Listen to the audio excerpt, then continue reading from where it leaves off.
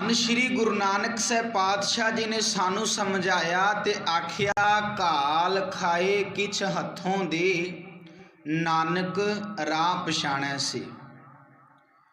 जेड़े मनुख मेहनत नाल कमा के खांदे ने ते उस कमाई दे विचों होरनां नूं भी दिंदे ने, जिन्हां दे जीवन दे अंदर वंड के छकण दी भावना आ गई है।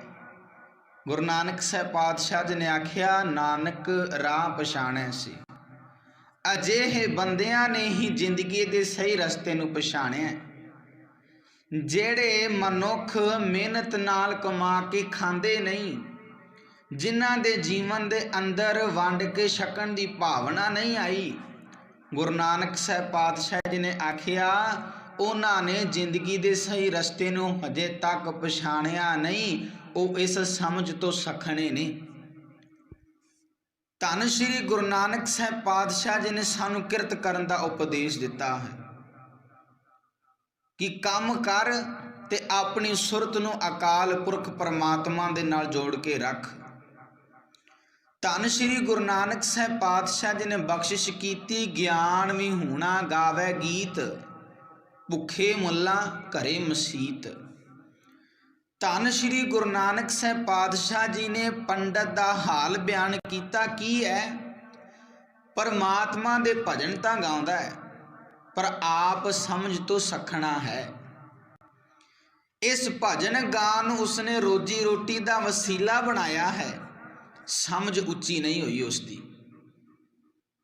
धन श्री गुरु ग्रंथ साहिब महाराज जी की पावन बाणी के अंदरों जदों आपां गुरु नानक साहब पातशाह जी के पावन बचन पढ़ते हैं, ज्ञान हीनंग अज्ञान पूजा अंध वरतारा भाओ दूजा, गुर बिन ज्ञान धर्म बिन ध्यान सच बिन साखी मोलो ना बाकी।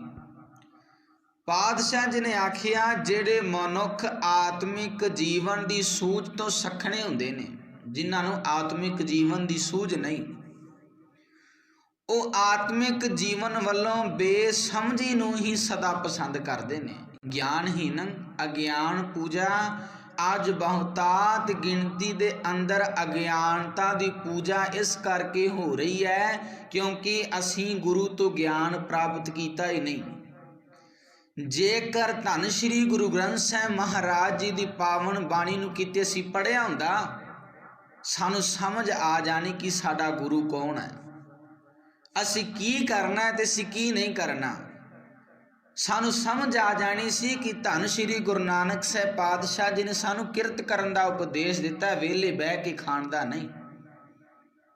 सानू समझ आ जानी सी कि असी धर्म नूं रोजी रोटी का वसीला नहीं बनाउणा, धर्म नूं जीवन दे विच कमाउणा भी है। समझ आ जानी सी धर्म के ठेकेदारां नूं जेकर बाणी नूं पढ़िया हुंदा। ज्ञानहीन अज्ञान पूजा अंध वरतारा भाऊ दूजा। धन श्री गुरु नानक साहब पातशाह जी कहते ने जिन्हां दे कोल गुरबाणी का ज्ञान नहीं, आत्मिक जीवन की सूझ तो जेड़े सखणे हुंदे ने, उन्हां नूं हमेशा ही पातशाह जी कहते ने बेसमझी ही पसंद आउंदी है, उन्हां नूं अज्ञानता ही पसंद आउंदी है, उन्हां नूं कर्म कांड वहम भरम ही पसंद आउंदे ने।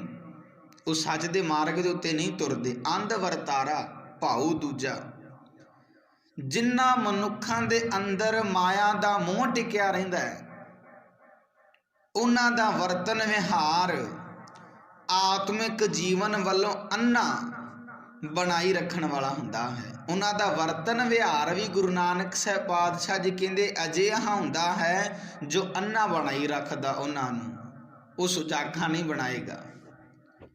धन श्री गुरु नानक साहब पातशाह जी बख्शिश करते ने ज्ञान भी होना गावे गीत, भुखे मुल्ला घरे मसीत। पंडित का हाल बयान किया कि परमात्मा दे भजन तां गांदा है पर समझ तो सकना है, समझ नहीं। भजन नूं उन्हें रोजी रोटी का वसीला बनाया है पर आपदी समझ उच्ची नहीं हो सकी। अज आपां जेकर समाज संसार दे अंदर झात मार के वेखीए ਤਾਂ ਧਰਮ ਨੂੰ ਸਿਰਫ ਰੋਜੀ ਰੋਟੀ ਦਾ ਵਸੀਲਾ ਬਣਾਇਆ ਹੈ। ਧਰਮ ਨੂੰ ਜੀਵਨ ਦੇ ਵਿੱਚ ਬਹੁਤ ਘੱਟ ਲੋਕਾਂ ਨੇ ਕਮਾਇਆ। ਧਰਮ ਦੇ ਠੇਕੇਦਾਰ ਹੀ ਬਣੇ ਨੇ, ਧਰਮ ਨੂੰ ਜੀਵਨ ਦੇ ਵਿੱਚ ਕਮਾਇਆ ਨਹੀਂ। ਗਿਆਨ ਵੀ ਹੋਣਾ ਗਾਵੇ ਗੀਤ, ਗਿਆਨ ਤੋਂ ਸਖਣੇ ਨੇ।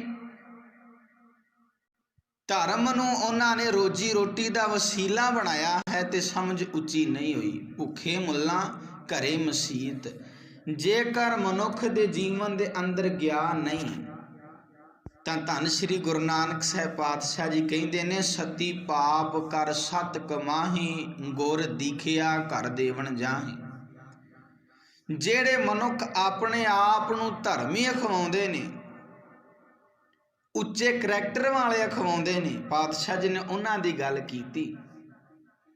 ਕਹਿੰਦੇ ਉਹ ਲੋਕੇ ਵਿਕਾਰ ਵੀ ਕਰਦੇ ਨੇ, ਮਾੜੇ ਕੰਮ ਵੀ ਕਰਦੇ ਨੇ ਤੇ ਲੋਕਾਂ ਸਾਹਮਣੇ ਇਹ ਜ਼ਾਹਰ ਕਰਦੇ ਨੇ ਕਿ ਅਸੀਂ ਧਰਮ ਕਮਾ ਰਹੇ ਹਾਂ, ਅਸੀਂ ਧਰਮੀ ਹੁੰਨੇ ਆ, ਸਾਡੇ ਕੋਲ ਆਵੋ, ਅਸੀਂ ਤੁਹਾਨੂੰ ਦੱਸਾਂਗੇ ਧਰਮ ਕੀ ਹੈ, ਤੁਹਾਨੂੰ ਅਸੀਂ ਗੁਰੂ ਬਾਰੇ ਦੱਸਾਂਗੇ। ਆਪ ਨੂੰ ਹਜੇ ਤੱਕ ਪਤਾ ਨਹੀਂ ਲੱਗਾ। ਸਤੀ ਪਾਪ ਕਰ ਸਤ ਕਮਾਹੀ, ਗੁਰ ਦੀਖਿਆ ਘਰ ਦੇਵਣ ਜਾਹੀ। ਧੰਨ ਸ਼੍ਰੀ ਗੁਰੂ ਨਾਨਕ ਸਾਹਿਬ ਪਾਤਸ਼ਾਹ ਜੀ ਨੇ ਉਹਨਾਂ ਮਨੁੱਖਾਂ ਦੀ ਗੱਲ ਕੀਤੀ ਜਿਨ੍ਹਾਂ ਦੇ ਕੋਲ ਗਿਆਨ ਨਹੀਂ। ਗਿਆਨਹੀਨੰ ਅਗਿਆਨ ਪੂਜਾ, ਅੰਧ ਵਰਤਾਰਾ ਭਾਉ ਦੂਜਾ।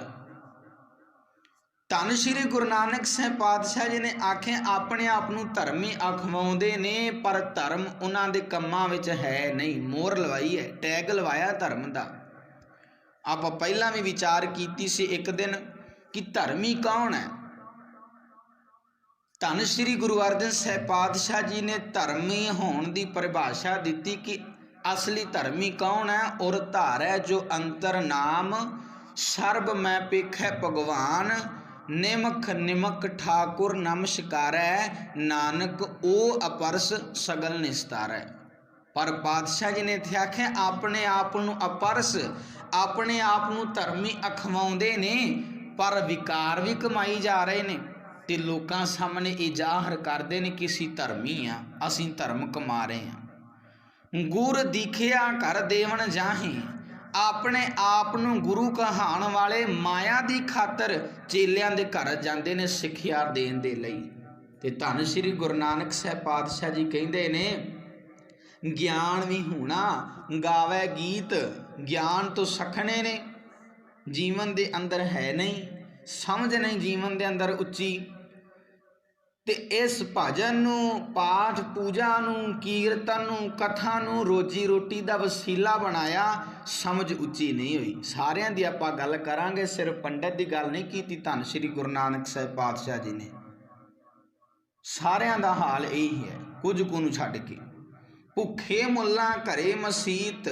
ਭੁੱਖ ਦੇ ਮਾਰੇ ਹੋਏ ਮੁੱਲਾਂ ਦੀ ਮਸੀਤ ਵੀ ਰੋਜੀ ਦੀ ਖਾਤਰ ਹੀ ਹੈ, ਰੋਜੀ ਦੀ ਖਾਤਰ ਹੈ, ਹੋਰ ਕੁਝ ਨਹੀਂ। ਰੋਜੀ ਰੋਟੀ ਦਾ ਵਸੀਲਾ ਹੈ। ਮੁੱਲਾਂ ਨੇ ਵੀ ਬਾਂਗ, ਨਮਾਜ਼ ਆਦਿਕ ਮਸੀਤ ਦੀ ਕਿਰਿਆ ਨੂੰ ਰੋਟੀ ਦਾ ਵਸੀਲਾ ਬਣਾਇਆ, ਹੋਰ ਕੁਝ ਨਹੀਂ। ਜੇਕਰ ਬਾਂਗ ਦਿੱਤੀ ਜਾਂਦੀ ਹੈ, ਨਮਾਜ਼ ਪੜ੍ਹੀ ਜਾਂਦੀ ਹੈ, ਜੋ ਵੀ ਮਸੀਤ ਦੀ ਕਿਰਿਆ ਹੁੰਦੀ ਹੈ, ਗੁਰੂ ਨਾਨਕ ਸਾਹਿਬ ਪਾਤਸ਼ਾਹ ਜੀ ਕਹਿੰਦੇ ਰੋਟੀ ਦਾ ਵਸੀਲਾ ਬਣਾਇਆ। ਤੇ ਅੱਜ ਬਹੁਤਾਤ ਗਿਣਤੀ ਦੇ ਵਿੱਚ ਆਪਣੇ ਆਪ ਨੂੰ ਰਾਗੀ, ਢਾਡੀ, ਪ੍ਰਚਾਰਕ ਅਖਵਾਉਣ ਵਾਲਿਆਂ ਨੇ ਰੋਟੀ ਦਾ, ਰੋਜੀ ਦਾ ਵਸੀਲਾ ਬਣਾਇਆ, ਹੋਰ ਕੁਝ ਨਹੀਂ। ਉਹੀ ਕਰਮਕਾਂਡ ਨੇ ਜੀਵਨ ਦੇ ਅੰਦਰ, ਉਹੀ ਧਾਗੇ ਤਵੀਤ ਆ ਵੀ ਬੰਨ੍ਹ ਦੇਣ ਤੇ ਲੋਕਾਂ ਨੂੰ ਵੀ ਬਣਵਾ ਰਹੇ ਨੇ। ਸਵਾਹ ਦੀਆਂ ਪੁੜੀਆਂ ਦਿੱਤੀਆਂ ਜਾ ਰਹੀਆਂ ਨੇ ਗੁਰਦੁਆਰਿਆਂ ਦੇ ਵਿੱਚ ਵੀ, ਕਿ ਰੋਜੀ ਦਾ ਵਸੀਲਾ ਨਹੀਂ ਬਣਾ ਲਿਆ ਉਹਨਾਂ ਨੇ ਵੀ। ਪਖੰਡ ਨੇ ਜਿਹੜੇ ਗੁਰਦੁਆਰਿਆਂ ਦੇ ਵਿੱਚ ਵੀ ਸ਼ੁਰੂ ਕਰ ਦਿੱਤੇ ਗਏ। ਭੁੱਖੇ ਮੁੱਲਾਂ ਘਰੇ ਮਸੀਤ, ਮਖੱਟੂ ਹੋਏ ਕੈ ਕੰਨ ਪੜਾਏ, ਫਕਰ ਕਰੇ ਹੋਰ ਜਾਤ ਗਵਾਏ। ਤੀਜਾ ਇੱਕ ਹੋਰ ਗੁਰੂ ਨਾਨਕ ਸਾਹਿਬ ਪਾਤਸ਼ਾਹ ਜੀ ਕਹਿੰਦੇ ਹੱਡ ਹਰਾਮ ਹੋਣ ਕਰਕੇ ਕੰਨ ਪੜਵਾ ਲੈਂਦਾ ਹੈ। ਫਕਰ ਕਰੇ ਹੋਰ ਜਾਤ ਗਵਾਏ, ਫਕੀਰ ਬਣ ਜਾਂਦਾ ਹੈ।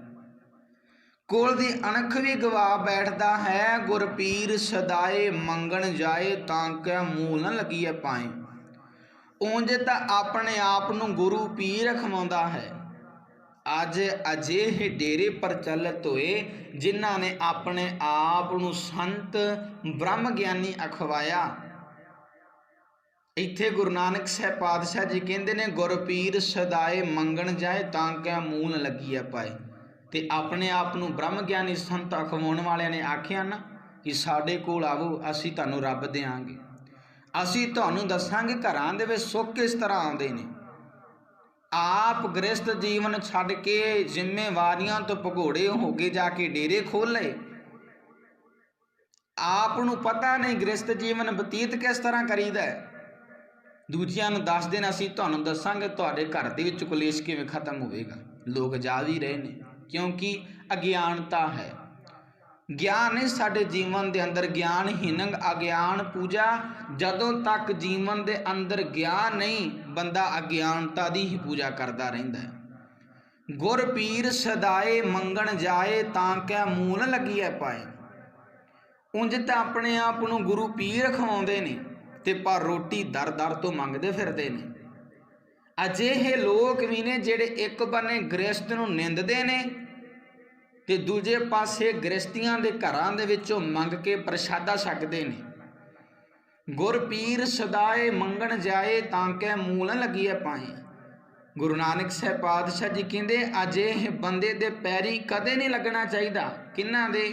ਜਿਹੜੇ ਆਪਣੇ ਆਪ ਨੂੰ ਗੁਰੂ ਪੀਰ ਅਖਵਾਉਣ ਤੇ ਦਰ ਦਰ ਤੇ ਰੋਟੀ ਮੰਗਦੇ ਫਿਰਨ, ਜਿਹੜੇ ਹੱਡ ਹਰਾਮ ਹੋਣ ਦੇ ਕਾਰਨ ਕੰਨ ਪੜਵਾ ਲੈਣ, ਪਖੰਡ ਕਰਨ, ਜਿਹੜੇ ਗਿਆਨ ਤੋਂ ਸਖਣੇ ਨੇ, ਅਗਿਆਨਤਾ ਦੀ ਪੂਜਾ ਕਰਦੇ ਨੇ, ਜਿਨ੍ਹਾਂ ਨੇ ਧਰਮ ਨੂੰ ਰੋਜੀ ਰੋਟੀ ਦਾ ਵਸੀਲਾ ਬਣਾ ਲਿਆ। ਗੁਰੂ ਨਾਨਕ ਸਾਹਿਬ ਪਾਤਸ਼ਾਹ ਜੀ ਕਹਿੰਦੇ ਅਜਿਹੇ ਬੰਦਿਆਂ ਦੇ ਮਗਰ ਕਦੀ ਨਹੀਂ ਲੱਗਣਾ ਚਾਹੀਦਾ। ਸਤੀ ਪਾਪ ਕਰ ਸਤ ਕਮਾਹੀ, ਗੁਰ ਦੀਖਿਆ ਘਰ ਦੇਵਣ ਜਾਹੀ। ਇਸਤਰੀ ਪੁਰਖੈ ਖਟਿਐ ਭਾਓ, ਭਾਵੇਂ ਆਵੋ ਭਾਵੇਂ ਜਾਓ। ਸ਼ਾਸਤ ਵੇਦ ਨ ਮਾਨੈ ਕੋਏ, ਆਪੋ ਆਪੈ ਪੂਜਾ ਹੋਏ। ਕਾਜੀ ਹੋਏ ਕੈ ਬਹਿਨ ਆਏ, ਫੇਰੇ ਤਸਬੀ ਕਰੇ ਖੁਦਾਏ। ਵੱਡੀ ਲੈ ਕੇ ਹੱਕ ਗਵਾਏ, ਜੇ ਕੋ ਪੁੱਛੇ ਤਾਂ ਪੜ੍ਹ ਸੁਨਾਏ। ਤੁਰਕ ਮੰਤਰ ਕੰਨ ਹਿਰਦੈ ਸਮਾਹੀ, ਲੋਕ ਮੁਹਾਵੇਂ ਚਾੜੀ ਖਾਹੀ। ਚੌਂਕਾ ਦੇ ਕੇ ਸੁੱਚਾ ਹੋਏ, ਐਸਾ ਹਿੰਦੂ ਵੇਖੋ ਕੋਏ। ਜੋਗੀ ਗਿਰਹੀ ਜਟਾਂ ਵਿਭੂਤ, ਆਗੇ ਪਾਛੈ ਰੋਵੇਂ ਪੂਤ। ਜੋਗ ਨ ਪਾਇਆ ਜੁਗਤ ਗਵਾਈ, ਕਿਤ ਕਾਰਨ ਸਿਰ ਛਾਈ ਪਾਈ। ਨਾਨਕ ਕਲ ਕਾ ਇਹ ਪ੍ਰਵਾਨ, ਆਪੇ ਆਖਣ ਆਪੇ ਜਾਣ। ਗੁਰੂ ਨਾਨਕ ਸਾਹਿਬ ਪਾਤਸ਼ਾਹ ਜੀ ਕਹਿੰਦੇ ਇਹ ਕਲਯੁਗ ਦਾ ਪ੍ਰਭਾਵ ਹੈ। ਕਲਯੁਗੀ ਸੁਭਾਅ ਵਾਲਾ ਬੰਦਾ ਆਪ ਹੀ ਚੌਧਰੀ ਹੈ ਤੇ ਆਪ ਹੀ ਆਪਣੀ ਕਰਤੂਤ ਦੀ ਵਡਿਆਈ ਕਰਦਾ ਫਿਰਦਾ। ਤੇ ਧੰਨ ਸ਼੍ਰੀ ਗੁਰੂ ਨਾਨਕ ਸਾਹਿਬ ਪਾਤਸ਼ਾਹ ਜੀ ਕਹਿੰਦੇ ਅਜਿਹੇ ਬੰਦਿਆਂ ਦੇ ਮਗਰ ਲੱਗਣ ਦੀ ਲੋੜ ਨਹੀਂ। ਗੁਰ ਪੀਰ ਸਦਾਏ ਮੰਗਣ ਜਾਏ ਤਾਂ ਕਿ ਮੂਲ ਲੱਗੀਐ ਪਾਏ। ਉਂਝ ਤਾਂ ਆਪਣੇ ਆਪ ਨੂੰ ਗੁਰ ਪੀਰ ਖਵਾਉਂਦੇ ਨੇ ਪਰ ਰੋਟੀ ਦਰ ਦਰ ਤੇ ਮੰਗਦੇ ਫਿਰਦੇ ਨੇ, ਤਾਂ ਕਿ ਮੂਲ ਨਾ ਲੱਗੀਐ ਪਾਏ। ਅਜਿਹੇ ਬੰਦੇ ਦੇ ਪੈਰੀ ਕਦੇ ਵੀ ਨਹੀਂ ਲੱਗਣਾ ਚਾਹੀਦਾ ਜਿਨ੍ਹਾਂ ਦੇ ਜੀਵਨ ਦੇ ਅੰਦਰ ਇੰਨੀ ਗਿਰਾਵਟ ਹੋਵੇ। ਸਾਨੂੰ ਪਰਖ ਕਰ ਲੈਣੀ ਚਾਹੀਦੀ ਹੈ ਕਿ ਆਪਣੇ ਆਪ ਨੂੰ ਬ੍ਰਹਮ ਗਿਆਨੀ ਸੰਤ ਅਖਵਾਉਣ ਵਾਲਾ ਕਿੰਨੇ ਕੁ ਪਾਣੀ ਦੇ ਵਿੱਚ ਹੈ। ਇਹ ਆਪਣੇ ਕਿੰਨੇ ਕੁ ਫਰਜ਼ ਆਪਣੇ ਨਿਭਾ ਰਿਹਾ ਹੈ, ਜੋ ਇਹਦੇ ਪਰਿਵਾਰ ਪ੍ਰਤੀ ਬਣਦੇ ਨੇ ਫਰਜ਼ ਕੀ ਨਿਭਾ ਰਿਹਾ। ਸਾਨੂੰ ਕਹਿ ਰਹੇ ਕਿ ਨਿਭਾਉਣੇ ਚਾਹੀਦੇ ਨੇ, ਆਪ ਇਹਨੇ ਨਿਭਾਏ ਨੇ ਜਾਂ ਨਹੀਂ ਨਿਭਾਏ। ਜੋ ਸਾਨੂੰ ਕਹਿ ਰਿਹਾ ਹੈ, ਧਰਮ ਦੀਆਂ ਬਾਤਾਂ ਦੱਸ ਰਿਹਾ ਕਿ ਉਹ ਇਹਦੇ ਜੀਵਨ ਦੇ ਵਿੱਚ ਆ ਵੀ ਹੈਗੀਆਂ ਨੇ ਜਾਂ ਨਹੀਂ, ਸਾਨੂੰ ਪਰਖ ਕਰ ਲੈਣੀ ਚਾਹੀਦੀ ਹੈ। ਇਹ ਧਰਮ ਦੇ ਠੇਕੇਦਾਰ ਨੇ ਭਗਤ ਕਬੀਰ ਜੀ ਨੇ ਇਹਨਾਂ ਨੂੰ ਬਨਾਰਸ ਦੇ ਠੱਗ ਆਖਿਆ। ਐਸੇ ਸੰਤ ਨਾ ਮੋਕੋ ਭਾਵੇਂ ਡਾਲਾ ਸੂ ਪੇਡਾ ਗਟਕਾਵੇਂ। ਗੁਰੂ ਨਾਨਕ ਸਾਹਿਬ ਪਾਤਸ਼ਾਹ ਜੀ ਨੇ ਆਖਿਆ ਗੁਰਪੀਰ ਸਦਾਏ ਮੰਗਣ ਜਾਏ ਤਾਂ ਕੈ ਮੂੰਹ ਨ ਲੱਗੀਐ ਪਾਏ। ਕਾਲ ਖਾਏ ਕਿਛ ਹੱਥੋਂ ਦੇ ਨਾਨਕ ਰਾਹ ਪਛਾਣੈ ਸੇ। ਧੰਨ ਸ਼੍ਰੀ ਗੁਰੂ ਨਾਨਕ ਸਾਹਿਬ ਪਾਤਸ਼ਾਹ ਜੀ ਦੇ ਘਰ ਦਾ ਉਪਦੇਸ਼ ਇਹ ਹੈ ਕਿ ਮਿਹਨਤ ਨਾਲ ਕਮਾ ਕੇ ਭਲਿਆ ਆਪ ਵੀ ਖਾ ਤੇ ਦੂਜਿਆਂ ਨੂੰ ਵੀ ਦੇ ਵਿੱਚੋਂ। ਤੇ ਜੇਕਰ ਆ ਜੀਵਨ ਦੇ ਅੰਦਰ ਲੈ ਆਵੇਂਗਾ ਨਾ ਕਮਾ ਕੇ ਖਾਣ ਵਾਲਾ ਤੇ ਗੁਣ ਹੈ ਜਿਹੜਾ ਤੇ ਦੂਜਿਆਂ ਦੇ ਵਿੱਚ ਵੰਡਣ ਵਾਲਾ, ਪਾਤਸ਼ਾਹ ਜੀ ਕਹਿੰਦੇ ਤਾਂ ਤੂੰ ਜੀਵਨ ਦੇ ਸਹੀ ਰਸਤੇ ਨੂੰ ਪਛਾਣ ਲਏਗਾ, ਨਹੀਂ ਤਾਂ ਤੂੰ ਵੀ ਖੁੰਝਿਆ ਹੋਇਆ। ਧੰਨ ਸ਼੍ਰੀ ਗੁਰੂ ਨਾਨਕ ਸਾਹਿਬ ਪਾਤਸ਼ਾਹ ਜੀ ਨੇ ਸਾਨੂੰ ਕਿਰਤ ਕਰਨ ਦਾ ਉਪਦੇਸ਼ ਦਿੱਤਾ। ਇਹ ਨਹੀਂ ਆਖਿਆ ਕਿ ਘਰ ਦੀਆਂ ਜ਼ਿੰਮੇਵਾਰੀਆਂ ਤੋਂ ਭਗੌੜੇ ਹੋ ਕੇ ਜਾ ਕੇ ਡੇਰੇ ਖੋਹ ਲਵੋ, ਹੱਡ ਹਰਾਮ ਕਰ ਲਵੋ, ਇਹ ਗੁਰਮਤ ਨਹੀਂ। ਧੰਨ ਸ਼੍ਰੀ ਗੁਰੂ ਨਾਨਕ ਸਾਹਿਬ ਪਾਤਸ਼ਾਹ ਜੀ ਨੇ ਸਾਨੂੰ ਕਿਰਤ ਕਰਨ ਦਾ ਉਪਦੇਸ਼ ਦਿੱਤਾ ਹੈ। ਕਿਰਤ ਕਰਕੇ ਖਾ ਹੱਕ ਦੀ ਖਾ, ਹੱਕ ਪਰਾਇਆ ਨਾਨਕਾ ਉਸ ਸੂਰ ਉਸ ਗਾਏ, ਗੁਰ ਪੀਰ ਹਾਮਾ ਤਾਂ ਭਰੇ, ਜਾਂ ਮੁਰਦਾਰ ਨਾ ਖਾਏ। ਧੰਨ ਸ਼੍ਰੀ ਗੁਰੂ ਨਾਨਕ ਸਾਹਿਬ ਪਾਤਸ਼ਾਹ ਜੀ ਨੇ ਉਹਨਾਂ ਦੀ ਗੱਲ ਕੀਤੀ ਜਿਨ੍ਹਾਂ ਨੇ ਧਰਮ ਨੂੰ ਰੋਜੀ ਰੋਟੀ ਦਾ ਵਸੀਲਾ ਬਣਾਇਆ ਹੈ, ਜਿਨ੍ਹਾਂ ਦੀ ਆਪਦੀ ਸੁਰਤ ਉੱਚੀ ਨਹੀਂ ਹੋ ਚੁੱਕੀ, ਆਪਦੀ ਸੁਰਤ ਜਿਨ੍ਹਾਂ ਦੀ ਉੱਚੀ ਨਹੀਂ ਹੋਈ ਤੇ ਦੂਜਿਆਂ ਨੂੰ ਦੱਸਦੇ ਨੇ ਧਰਮ ਦੀਆਂ ਗੱਲਾਂ। ਪਾਤਸ਼ਾਹ ਜੀ ਕਹਿੰਦੇ ਪਖੰਡ ਕਰਦੇ ਨੇ, ਹੋਰ ਕੁਝ ਨਹੀਂ। ਇਹਨਾਂ ਨੇ ਰੋਜੀ ਰੋਟੀ ਦਾ ਵਸੀਲਾ ਬਣਾਇਆ ਹੈ, ਧਰਮ ਨੂੰ ਜੀਵਨ ਦੇ ਵਿੱਚ ਕਮਾਇਆ ਨਹੀਂ। ਇਹ ਆਪਣੇ ਆਪ ਨੂੰ ਅਪਰਸਤਾ ਕਮਾਉਂਦੇ ਨੇ, ਪਰ ਹੈ ਨਹੀਂ ਇਹ ਅਪਰਸ, ਇਹ ਵਿਕਾਰ ਕਮਾਈ ਜਾ ਰਹੇ ਨੇ ਤੇ ਲੋਕਾਂ ਦੇ ਸਾਹਮਣੇ ਇਹ ਜ਼ਾਹਰ ਕਰਦੇ ਨੇ ਕਿ ਅਸੀਂ ਧਰਮੀ ਹਾਂ।